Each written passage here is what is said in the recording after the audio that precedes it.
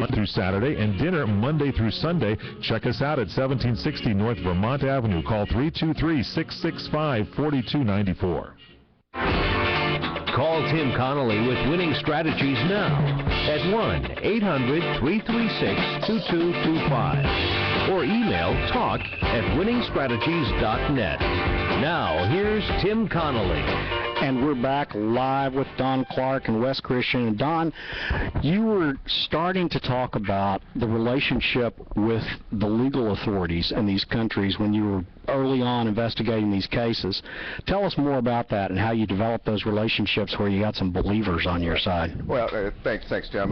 The point was here is that we were not, and still are not, a law enforcement entity, and we were not working on behalf of any law enforcement entity. Working with Wes Christian and all of the people we had involved in this, we were working for the benefit of our clients to try to do something from a legal perspective in the civil arena to make our clients as whole as we possibly can, because these people had lost homes, had lost properties, everything. Some of them even committed suicide, wanted to commit suicide. So working with that type of a client, we just started to use what I had used for years as law enforcement tactics, without weapons, I might add, but simply doing the right things, developing people, talking to individuals out inside of this organization, and subsequently was able to have one of the main people involved with the Eagle Tech case to literally walk over to our side and say, you know what,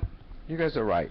We want to work with you. I can talk to you and I can work with you. So in the FBI vernacular, I end up with a source of information on our side for Wes and all of us to use, and we did. We rode that pony respectfully as long as we possibly could. He just got enough of it, fed up with it, and it turned out to be very successful to us. Now I'll add one other thing, is that our initial confrontation, if you will, with the government happened to be while we were involved in the case in the Bahamas, and the U.S. government, working with the foreign authorities, were surveilling our activities as well. Thank goodness we were only doing the right things, as we would have been doing to there. And I get a phone call, literally get a phone call on my cell phone that says, look, we want all those boxes that you guys are taking away from here. So they're on a stakeout, and you're in this place gathering information, right, and they call you on your cell. Well, it's a good thing they knew you from the FBI. I mean,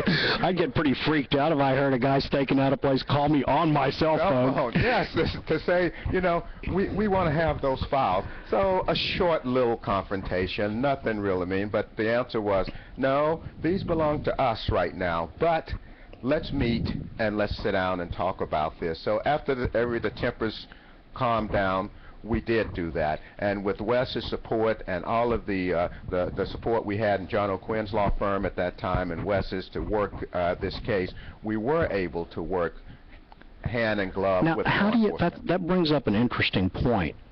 How do you, as essentially a private enterprise, working on a case that has such criminal implications, what happens when you do have authorities that say, wait a minute, we want that? You say, wait a minute, my investigators got this, I want it for the benefit of my case, and they're saying, hey, we got a criminal case here, we want to have an indictment, we want you to back away. And I'm sure that had to have happened. Well, the reality is any government agency can subpoena those documents and ultimately get their hands on them. So ultimately, we didn't require a subpoena. We simply cooperated with them in that context. The converse is not true. Is typically, if there's an ongoing investigation, we do not get any of their documents. What I thought would be interesting, Don, tell the audience about what we discovered on how this money moves, which is just so fascinating. Yeah, at the good point, Wes.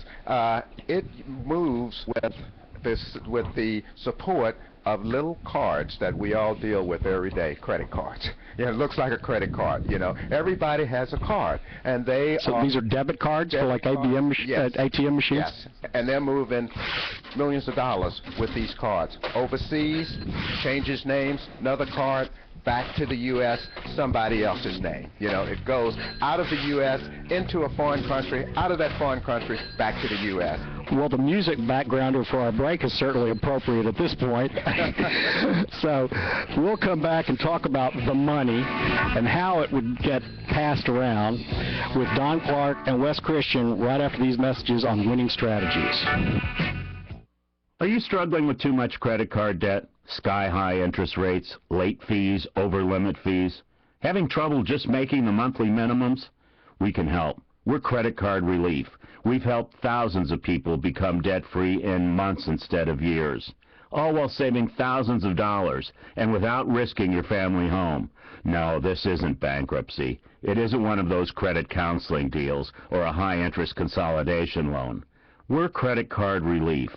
We've been helping people just like you for nearly a decade. We're an attorney-driven program with an outstanding record of performance and client satisfaction. If you're serious about getting out of debt, call Credit Card Relief right now. Don't wait for the collection calls to start. The consultation is free, and the relief is real. Call Credit Card Relief at 866-994-4646. That's 866-994-4646. Call now, 866-994-4646.